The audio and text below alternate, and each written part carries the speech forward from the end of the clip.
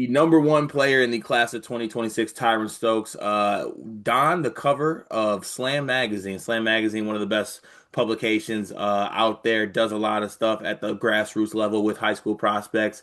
Have some of my favorite covers of all time. Definitely shout out to Slam Magazine.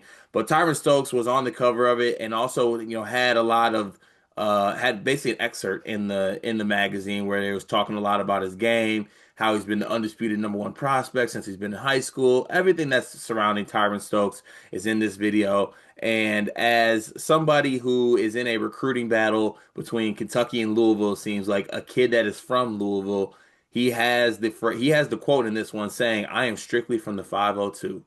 Shout out to Bryson Tiller. Shout out to Jack Harlow. He reps Louisville ties on the cover of Slam Magazine. I also saw a photo of him in like a Nike ad, so I don't know like what is going on with this. I've gone back and forth on Tyron Stokes and like, is it going to be Louisville? Is it going to be Kentucky?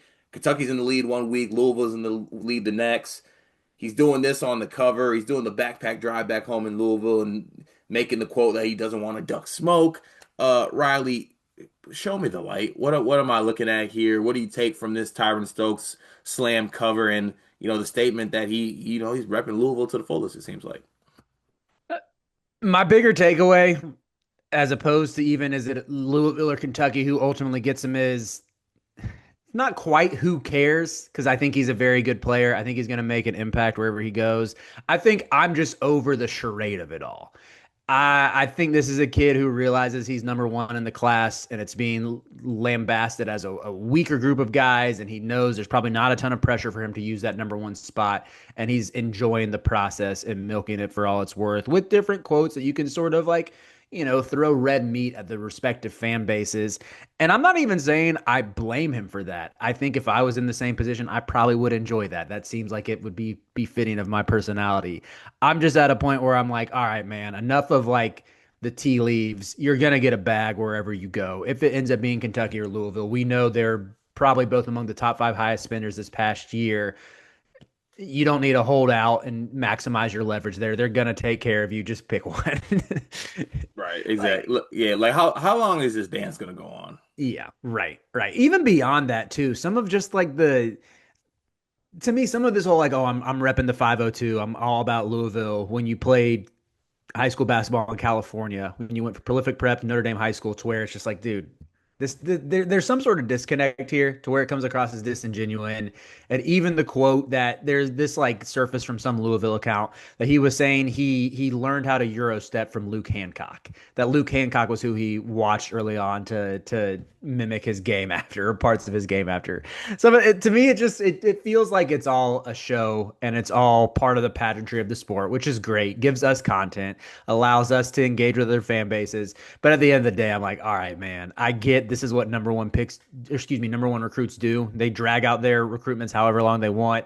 I personally am just kind of ready for it to be over. And I'm not even emotionally invested in it. Right. It's just like eventually you got to see kind of where it's gonna go and where he's gonna end up.